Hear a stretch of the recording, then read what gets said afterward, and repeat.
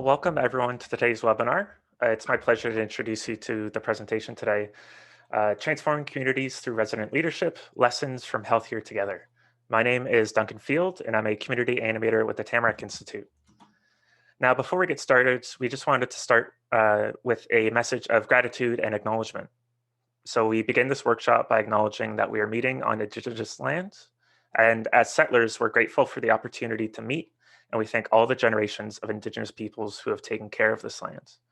As settlers, this recognition of the contributions and historic importance of Indigenous peoples must be clearly and overtly connected to our collective commitment to make the promise and the challenge of truth and reconciliation real in our communities. Now, I'm joining us from Mississauga, Ontario, the traditional lands of the Haudenosaunee, Huron-Wendat, and Mississaugas of the Credit. And we invite you to take a moment and share what land you're joining today's webinar from in the chat box. Now, I'm excited to introduce today's webinar, which is a case study about the work of the Healthier Together initiative of Palm Beach County and what they've learned in the first 5 years of their effort to work alongside resident leaders to develop community-led solutions to improve longstanding health disparities in 6 communities across Palm Beach County, with our speakers, Patrick McNamara, Abby Goodwin, and Sylvia Chu. Pat joined Palm Health Foundation as president and CEO in March of 2017. He previously held the position of president and CEO at Community Partners in Riviera Beach, where he worked since 1999. He's licensed in clinical social work, holds a Master of Social Work from Tulane University, and a Bachelor of Science in Psychology from Franciscan University. Abby is the Vice President, Grants and Community Investments at Palm Beach Foundation. She leads the foundation's grant-making strategies and priorities, supports the organization's learning culture, and works closely with the board and president CEO to fulfill the foundation's vision and strategic purpose. And lastly, Sylvia is a consulting director of the Tamarack Institute's Collective Impact Idea area. She's passionate about community change and what becomes possible when residents and various sector leaders share an aspirational vision for their future. Welcome, Pat, Abby, and Sylvia to today's webinar. Thanks, Duncan. And one more stop before we start our discussion today. We just wanted to take a quick look at who's in the room today. So we've had over 200 learners register for today's conversation from across Canada, the United States, United Kingdom, Slovenia, South Africa, Singapore, and Australia, and quite a few different sectors represented here. And we simplified this just for the sake of time, but public health, local, state, provincial government, nonprofit community sector, consulting, education, and foundations or funders. Sylvia, it's a pretty diverse group today. Yeah, thanks so much, Duncan. Welcome, Pat. Welcome, Abby. I'm so excited to be doing this webinar with you and helping to share the story of your great work with the Healthier Together folks. For me, I think the thing that's really intriguing is seeing that we have a nice mix of both practitioners and funders on the call. And so I think just aware that those groups might be bringing very different perspectives and or questions, and want to make sure that I always think that sows the seeds for the richest conversations. Mm-hmm. So just to give folks a bit of a perspective on our roadmap over the next hour, I'm going to spend a little bit of time between now and about 1:30, 1:35-ish, sort of asking a series of questions of Pat and Abby to give you all a richer sort of understanding of the work of the Healthier Together initiative. And then we really want to make sure we protect lots of time to open up the line to your questions. And so by all means, as questions emerge for you, don't wait till then, but put them in the chat box and we'll be monitoring those so that we can make sure that your questions from today get answered. All right, so let's get going. For me, I think I've been following your work since the very early days when you launched the Healthier Together initiative. And one of the things that I vividly remember when I first started learning about it was that was the decision that you made that the Healthier Together communities were going to be given generous multi-year funding from Palm Health Foundation, and that it was the residents of those communities who would be the ones to decide how the funds were going to be used. Given that others on the line may not know as much about Healthier Together, can you just kind of give us an overview, not only of the initiative itself, but also some of that bold thinking behind the design of the initiative from the get-go?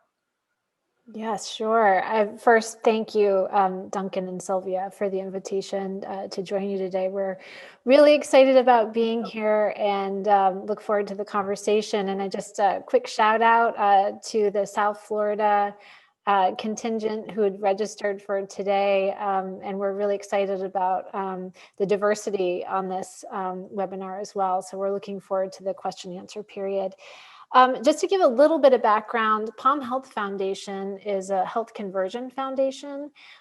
We are based in Palm Beach County, Florida, so in the northern part of South Florida, so at the very southern tip.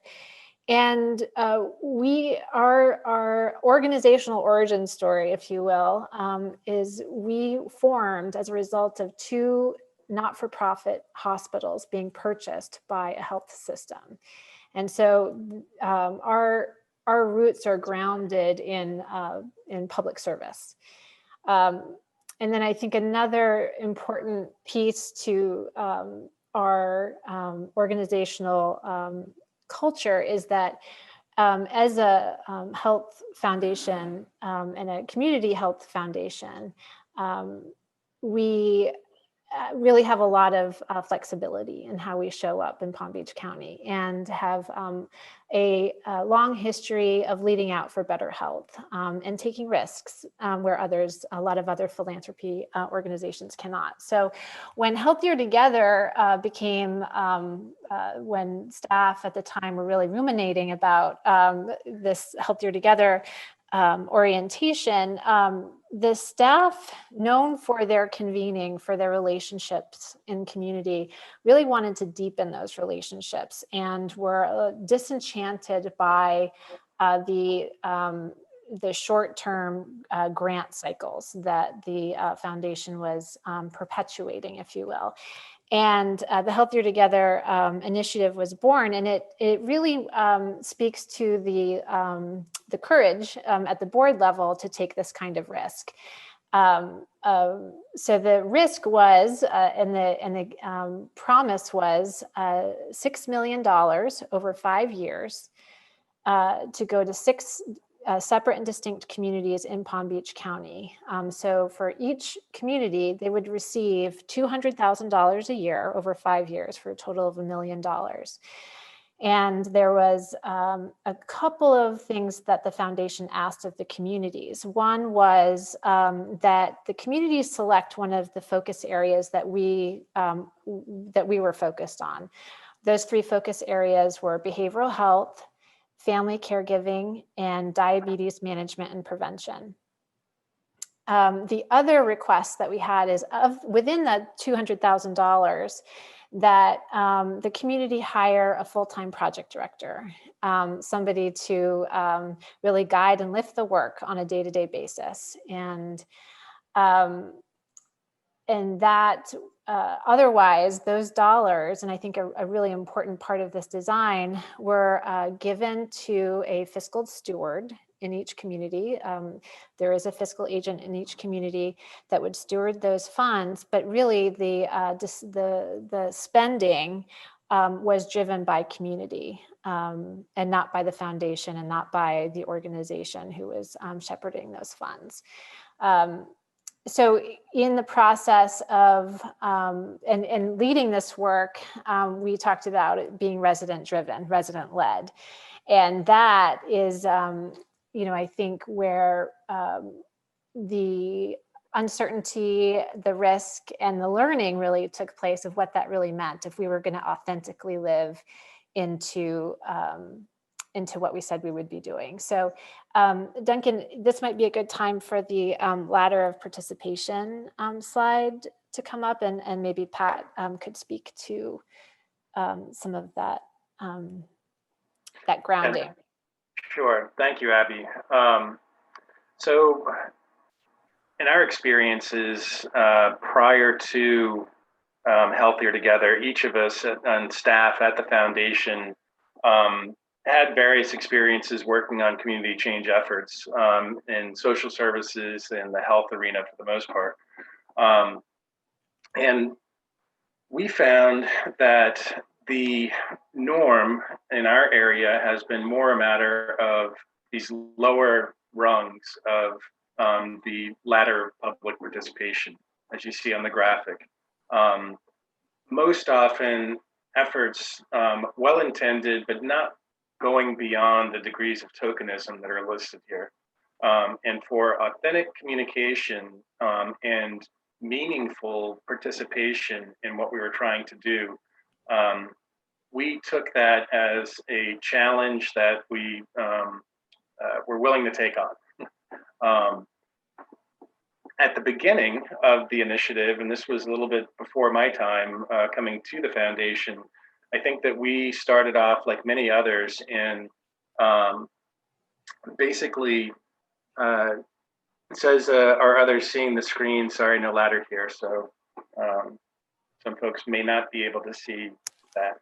But there's basically a ladder of participation that's being shown that goes from no power, a ladder of public participation. It goes from no power up to degrees of tokenism, and then at the highest, there's degrees of citizen power, and ultimately with citizen control and delegated power. So for us, in how to implement that, we really wrestled. At the beginning of the initiative, the first cut, if you will, from the board and our theory of change was much more of your sort of traditional seeking of quantifiable metrics, looking to,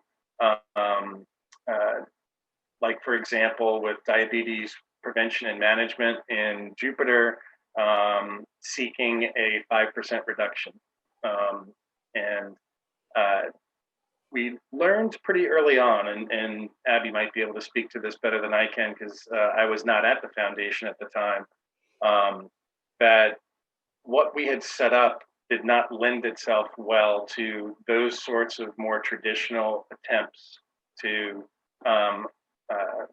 seek quantifiable, more short-term gains and outcomes. And that if we were going to be true to the idea of authentic community engagement, we needed to be able to adjust our lens and be willing to roll up our sleeves and prepare for it to get very messy. And we use that word messy a lot for this, but developing a comfort with that and recognizing the value of adopting a different approach and what that could mean for really system change in general and being transformational as opposed to continuing the same sort of transactional change efforts that we'd all been a part of. I think I can safely say that most of the staff were appreciative of the efforts that they had been a part of previously, but it also found them wanting. So sort of a necessary but insufficient attempt. And so we were ready for moving into the unknown. And we found repeatedly that once you invite community to help define what it is that they are seeking according to their particular context, as opposed to us coming in with prescribed solutions, there's no way to have prescriptive outcomes from the beginning. It just doesn't work that way. So we had to come up with new processes for how to navigate that and what would we consider to be the results that we're seeking. And so, Abby, I don't know if you want to talk a little bit about that, how that evolved. The evolution, I think, continues, right? You know, if when challenged with authentic community engagement, I mean, that continues to be something that we reflect on a lot internally at the foundation. And when we talk about authentic community engagement, it's around how a community goes about defining a problem, and then also the community solutions. So it's from soup to nuts, if you will. It's and it really varies so deeply from community to community. And so we mentioned the 6 project directors and their incredible roles as conduits between the foundation and some of the tensions that we were wrestling with, and in community. And what we were finding is that we were really coming up against this conditioning that we all experience around the funder and grantee relationship. And what we had to be very consistent about is showing up in community, with community, working alongside, and trying to figure out what the process could be, in a nod to Collective Impact 3.0, what the container of change looks like, and that that shaping is something that we would support the community to determine and form for themselves. And that in addition to the $200,000 a year, staff at the foundation provides ongoing coaching, technical assistance, and capacity building support that goes much, that really starts to really shape the whole initiative and the context in which people are working. You know, one of the comments you made right at the beginning, Abby, in particular, was was about courage. I'm just going to get that. Was about courage, right? And then Pat, as you started to speak about, you know, we got into this and we absolutely appreciated that the metrics that we relied on as a foundation to really monitor progress and impact weren't going to fit if we were staying true to that, you know, the frame and that long-term investment of working alongside community and building community capacity. You know, that's the moment where I could imagine people starting to kind of squirm a little bit in their chairs, like, well, it's okay to say it's this, it's not this, but then what is it, right? And standing in that uncertainty, which in some ways was probably mirroring exactly the uncertainty of the community itself. You want us to do what, right? You want us to, this isn't how it works, right? Because they're going through their own version of the same thing. That's exactly right. I just wanted to say to that, Sylvia, that we refer to Palm Health Foundation as the 7th community, given the experiences that we are going through, because in many ways, we are a microcosm and share in the learning that's going on and the wrestling within our own organizational culture. And just to illustrate that, before I came to the foundation, I had already been, you know, I had gotten a job and I was leaving my former organization. I was at a going away party and I got a call from Abby saying, Houston, we might have a problem. At a board meeting, they had really begun to question whether or not our board had made a mistake in going down the road of Healthier Together and whether or not to continue, given the risk that we had made. And I said, well, that would be a problem, because one of the things that's attracting me to come to the foundation is the Healthier Together initiative and this way of working. So that was our first challenge, to work with the board and help to see the value of moving in this direction and really taking that further leap of faith. They had already taken it and just didn't realize what they were getting into when it came to the design of the initiative overall. Yeah. Wow. For me, I think I really loved this recent report that you published, which really looked back on 5 years of this journey. And it was that courageous piece is kind of threaded all the way through at key pivot points along the way. Like that, I'm sure that Houston, I have a problem moment, that wasn't the only one over the 5 years for sure, right? And I think you guys have mapped that out really, really well. But for those who haven't yet had a chance to read it, what would you say are some of the really pivotal insights that you would want to really amplify or highlight for others from this first 5 years? What are those key learnings? You know, I think we were talking a little bit about this before the webinar, Sylvia, is really leaning into complexity, the messiness, we all have to have a certain degree of comfort with discomfort, with personal discomfort and professional discomfort. I think that's where change really occurs. It's sort of at those outer edges where that disruption is taking place.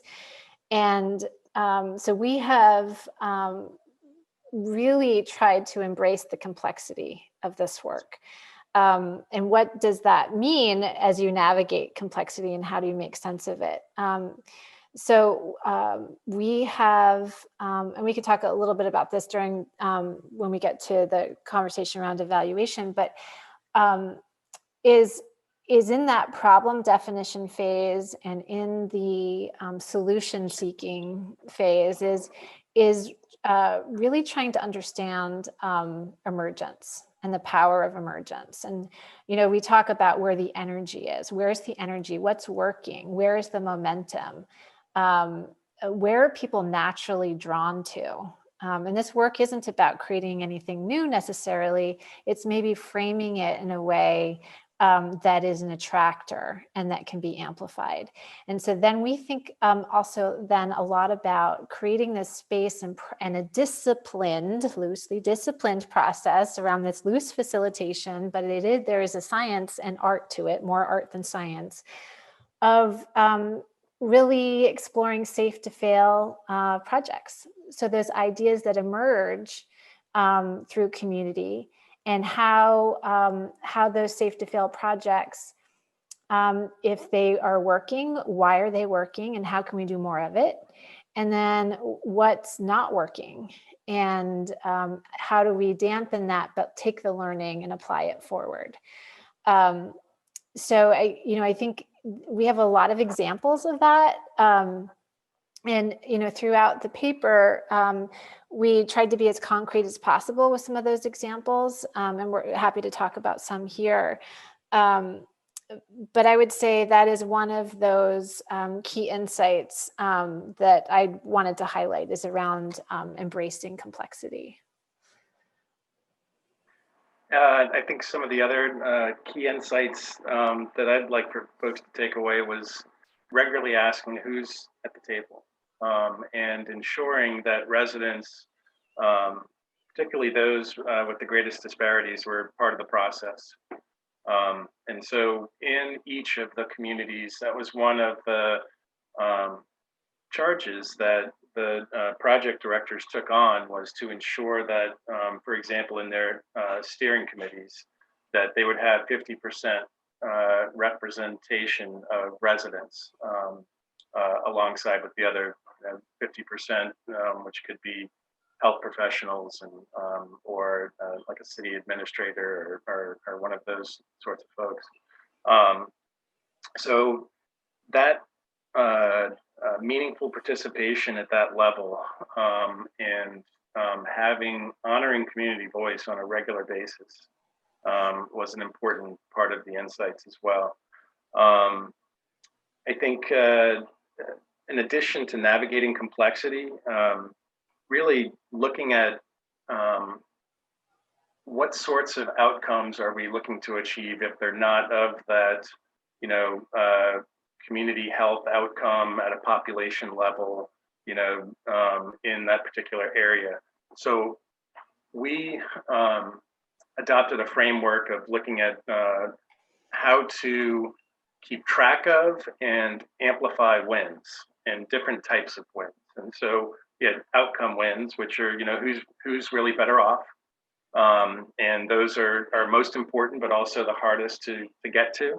But along the way, there are a lot of other wins. And those outcome wins, we eventually came to learn we were seeking is really policy change, and policy change with the little p, and policy change with the big P. Little p being how organizations behave, and within their own constraints, and big P in terms of public policy, and that sort of thing. So other types of wins that we wanted our project directors and others to value were capability wins, things and insight wins, process wins, all of those, and really moving from, and this is given the great work that we've learned so much from the Tamarack Institute with Collective Impact 3.0, moving from this idea of shared measurement to strategic learning. And that's really, a way of putting that in terms of that framework for strategic learning and how to catch those wins and amplify them and see how to do more of that. There's a real shift in both the examples that you've given. It makes me think about, in the realm of social innovation, they talk about this concept of bricolage, where you're breaking apart things that exist and recombining them in this new way, right? Mm-hmm. And so in so many ways, you haven't let go of the need for metrics, but you've made yourself stand still and notice beyond the metrics that we want, what are the metrics that are here that we can lift up and build upon and illustrate. So that notion of catching wins and really paying attention comes through. And I like the way you framed out sort of as a practical tool for others to think in terms of, well, there are different kinds of wins, right? There are those outcome wins. There are the capability wins that are being built. And then there are those learning wins that we all are gaining together, and those relationship and policy wins and stuff. So that, ironically, you let go of those rigid metrics and having them predetermined, and yet you have, coming out the other side, a rich kind of inventory of metrics and measures of progress that are quite inspiring, actually. Any other tools or frameworks that you found really useful and helpful? Because really you're pioneering, right? You were taking on this new way of working with complexity, embracing emergence. And so, yeah, what do your tools need to look like now? And so the wins piece is helpful. Are there other frames or tools that really helped anchor you, or that you kind of created as you reflected back? Many. Yes. The Cynefin framework, if folks have not heard of that, I encourage them to look more into it. There's a lot of great work going on in the science of complex adaptive systems. This is coming from Cognitive Edge and a guy named Dave Snowden, and he developed the Cynefin framework. And so it's really about understanding the particular context in which you're operating. And it's a way of looking at the world. We tend to view the world, most of us, as simple ordered systems. And those definitely exist. And that's the area of best practices, evidence-based practices, and where causality is linear. You know, if you do this, this is going to be what happens. And then you have complicated, the complicated domain, which is more of an extension of the ordered, where the example that they use is like building a rocket to get to the moon. There is linear causality, but it's the domain of experts, and you need folks who are going to be able to map that out. And it takes a higher level of understanding than you would find in the simple and ordered arena.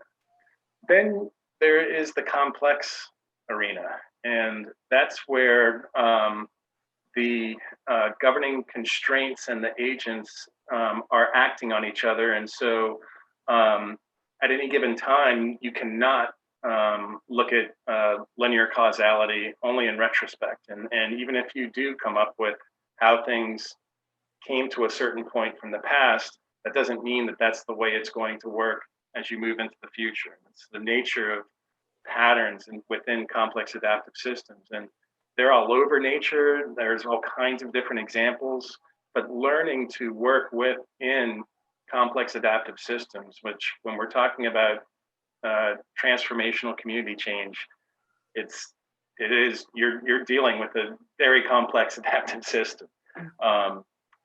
So that framework was really helpful for us, and thank God we have a staff person who has just completely immersed himself in this arena, Andy McCausland, who has developed a relationship with Cognitive Edge and that global community who are using these tools and really continuing to push the boundaries of how to apply the tools from the framework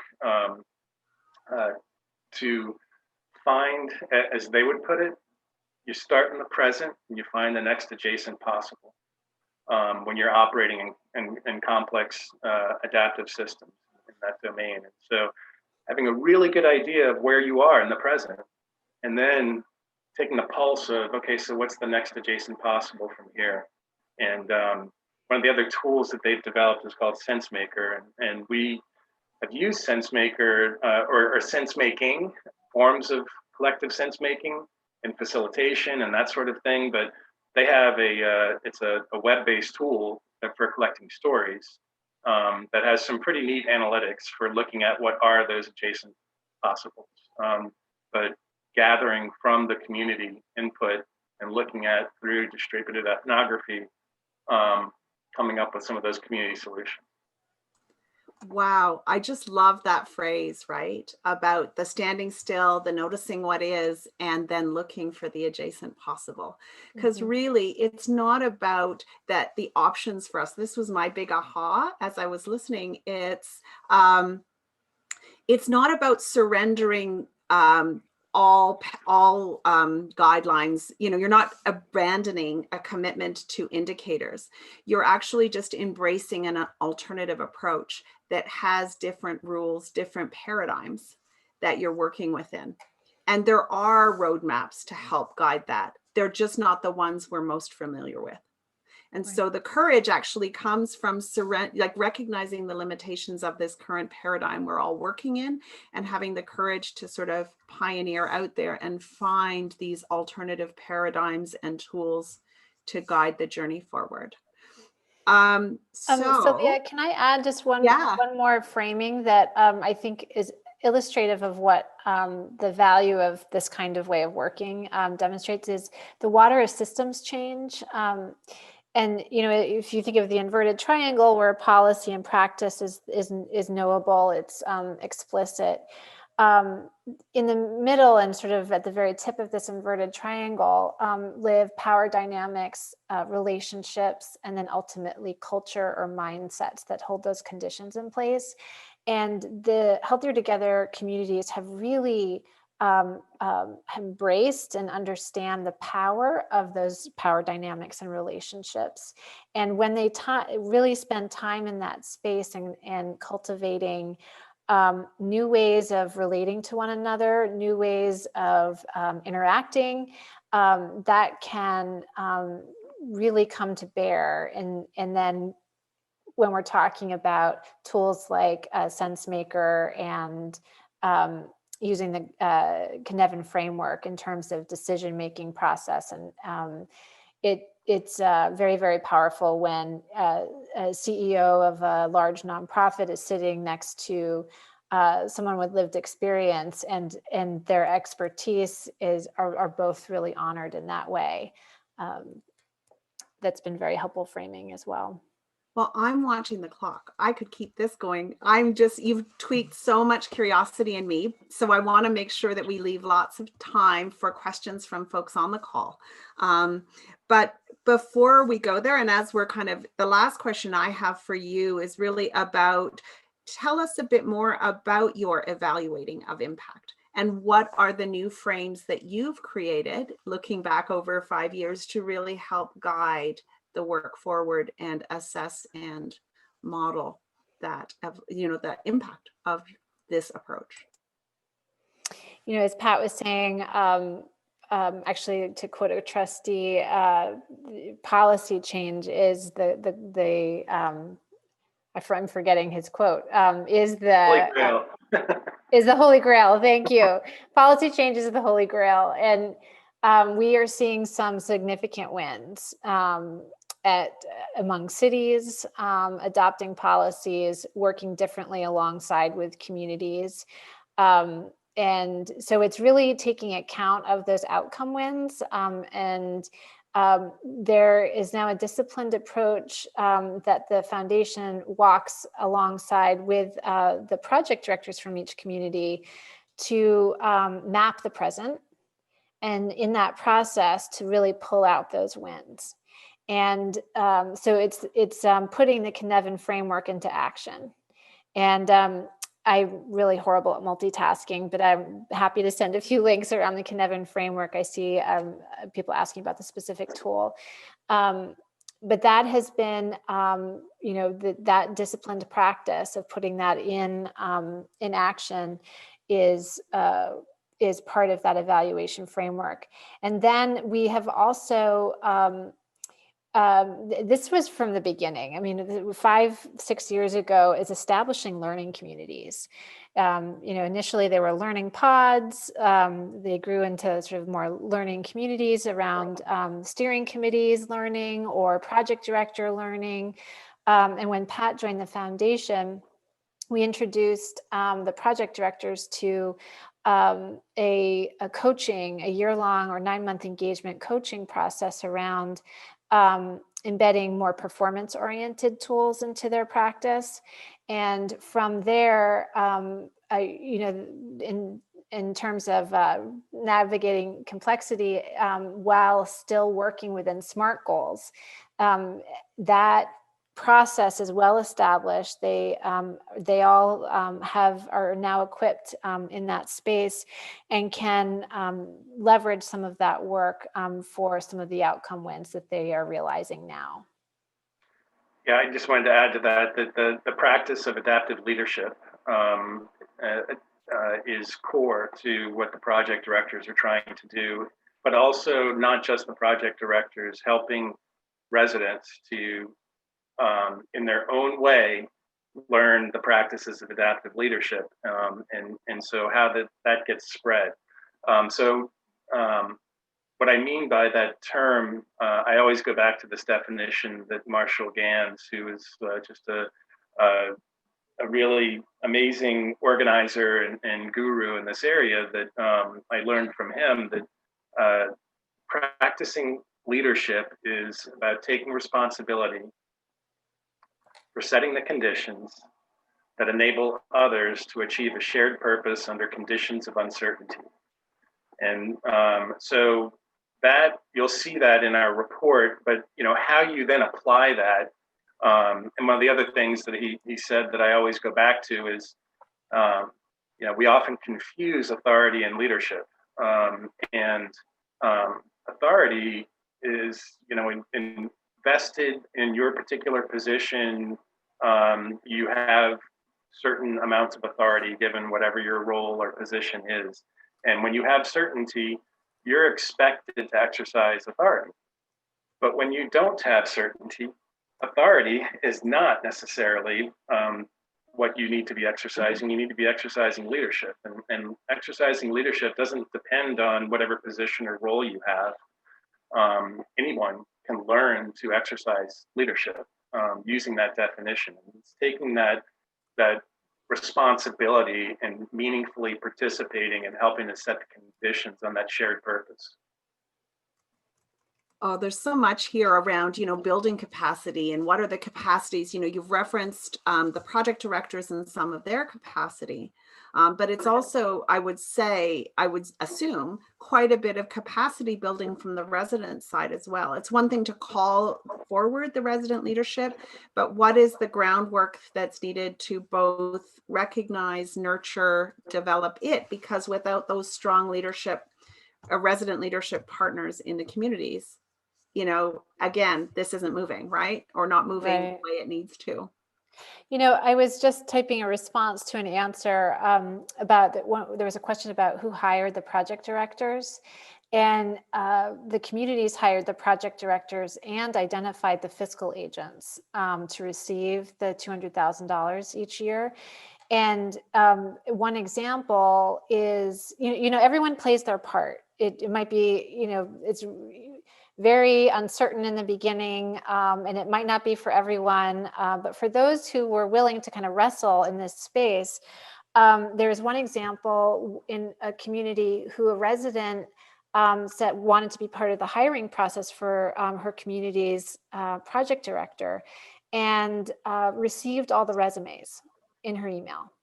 And she was the one that would reply and say, acknowledge that we received your resume. And that was her role. And it was an important role and a very, very valuable piece in any hiring process. But the communities were the ones that developed the job description, and the job description is pretty much the same for all 6 communities with some small variations. But the communities would select the project directors and go through the fiscal agent vetting process. And again, the foundation would be part of that and provide any technical support, capacity building needs in that process. I would add to that I just read a line this morning that really struck with me. It was from an article about how 2020 shattered our shared reality. And in there, it talks about this is an informal definition of community, but the informal definition of community being where you keep showing up. And that idea of where you keep showing up and how you show up is critical to this when it comes to that capacity building, and the trust. It's foundational, because we had found that our residents have had repeated attempts and were skeptical of folks coming in and saying, this is what we're going to do to help you change the community. It was like, okay, well, this is yet another, well-intended effort, but where is this really going to go? And so taking the time and having the patience to develop the relationships and that trust is absolutely foundational for the work that came afterwards. And I think it was also probably one of the most difficult periods of time for our board and others who were waiting and watching what we were doing, because there was a fear that we were just paying for people to get together and meet. So like, what's going to come from this? But as our good friend Tom Klaus from Tenacious Change always tells us, that system change is all about relationships. And it really is. That part of the water of systems change, the bottom 3 are all dependent, in terms of the relationships, power dynamics, and mindsets. To me, that's all about who's interacting with who, and who's coming to the table, and who keeps showing up and how are they showing up. Oh, you're muted, Sylvia. Sorry, Duncan, are you seeing other questions showing up? I saw, I'm seeing a comment from Elizabeth about boards. Love that, boards being afraid that all they're paying for is people getting together and meeting. And that's legitimate. Like that's that. And how do we reframe that? And how do we kind of validate the importance and significance of that?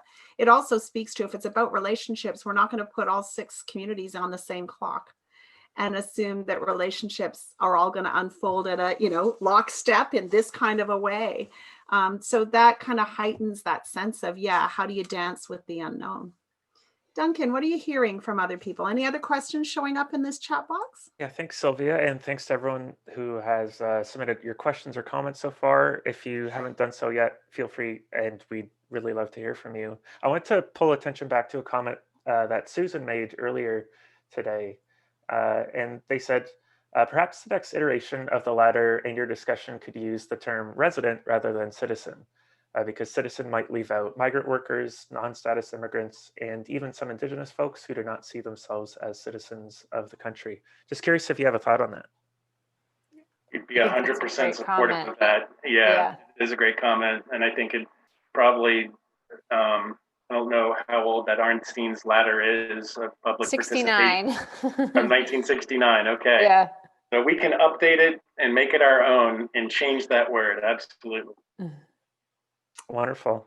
We have another question from Stacy, and they ask, just if you have any examples to better understand exactly what the residents did within their communities.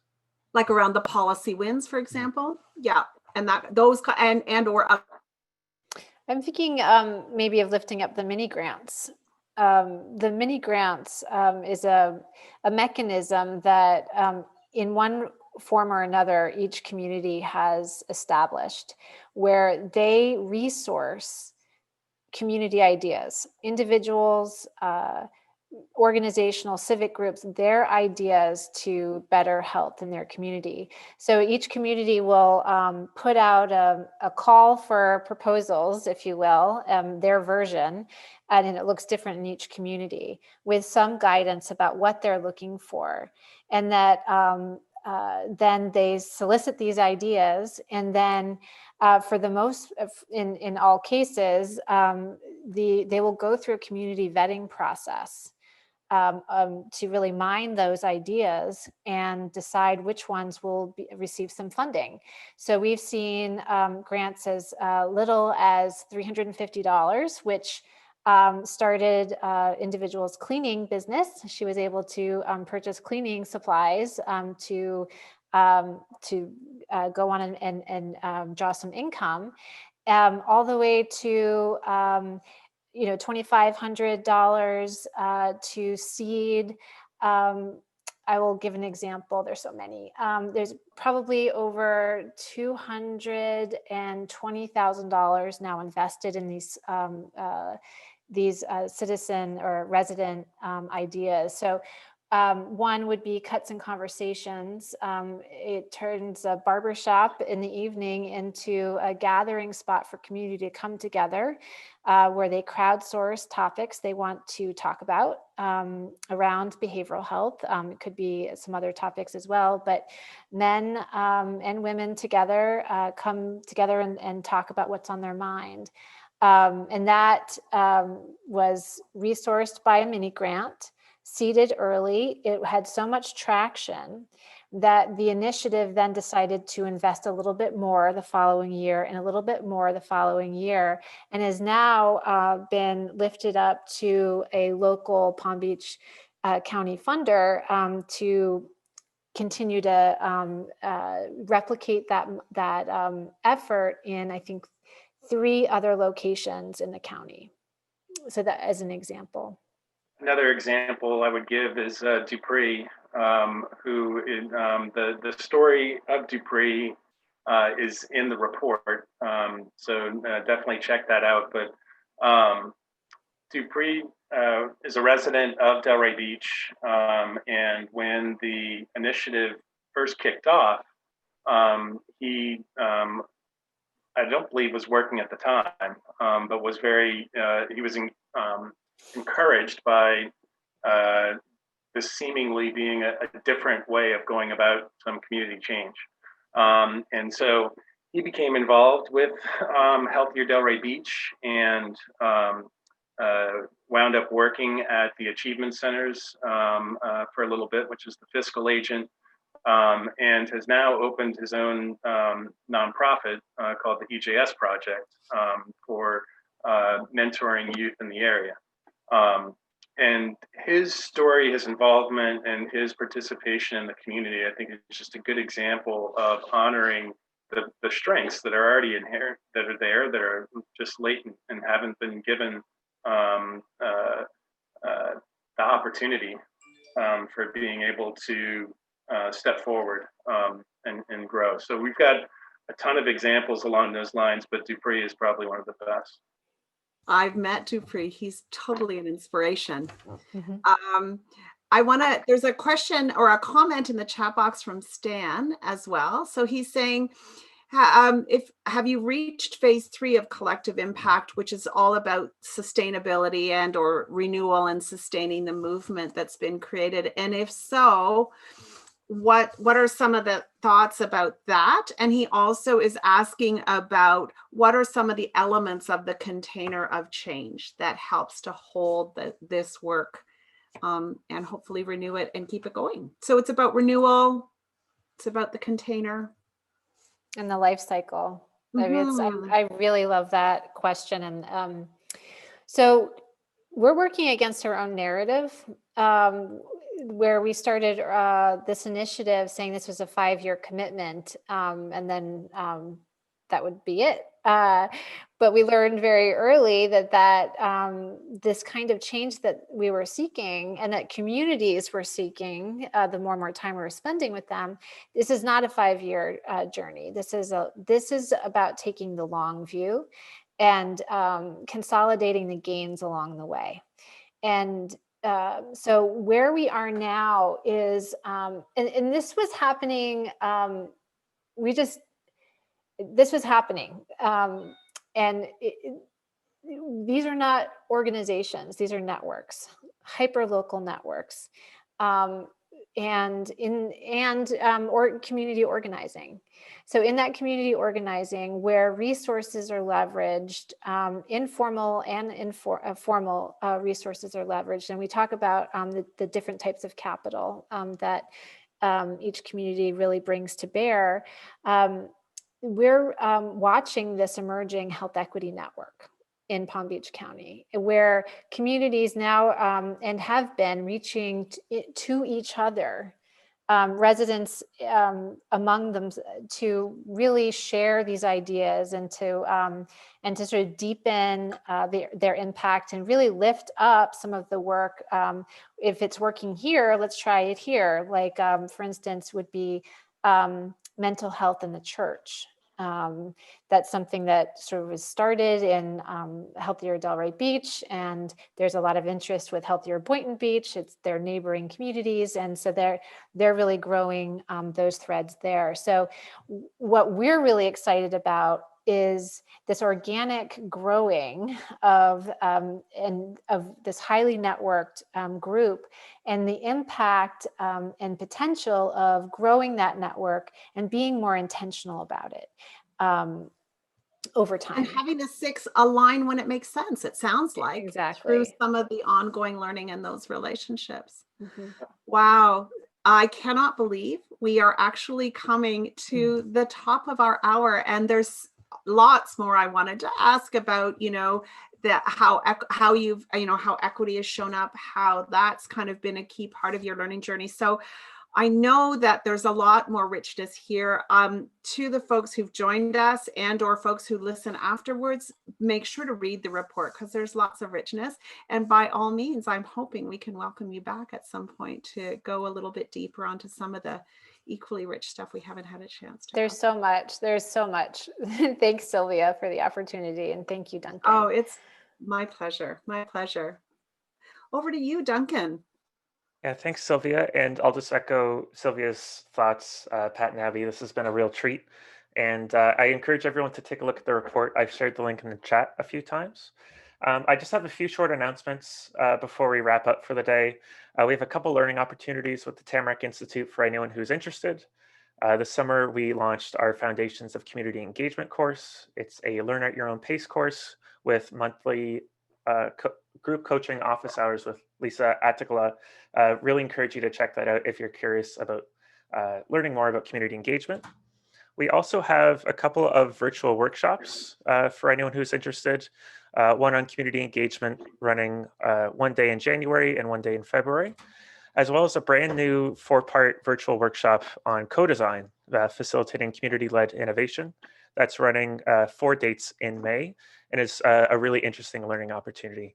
So I encourage you to head to tamarackcommunity.ca to learn more. We also are running weekly community building webinars throughout the winter. We're taking a break for the holidays after this, but in January, I encourage you to check out Tamarack's website to learn more. Now, we're going to be sending you an email in a couple of days with a few things. It'll include a full recording of today's call, a copy of the slides, and a collection of links and resources. I'll be sure to include a link to the report in that email as well. And as well, I'll also include links to some of the tools and resources that were mentioned over the course of the discussion. We really appreciate you spending your time with us, and I hope you have a wonderful day. And a fantastic holiday, everyone. Abby, Pat, thank you so much. Duncan, really appreciate your help, and have a lovely holiday, everybody. See you in 2020. Thank you all. Thank you. You too.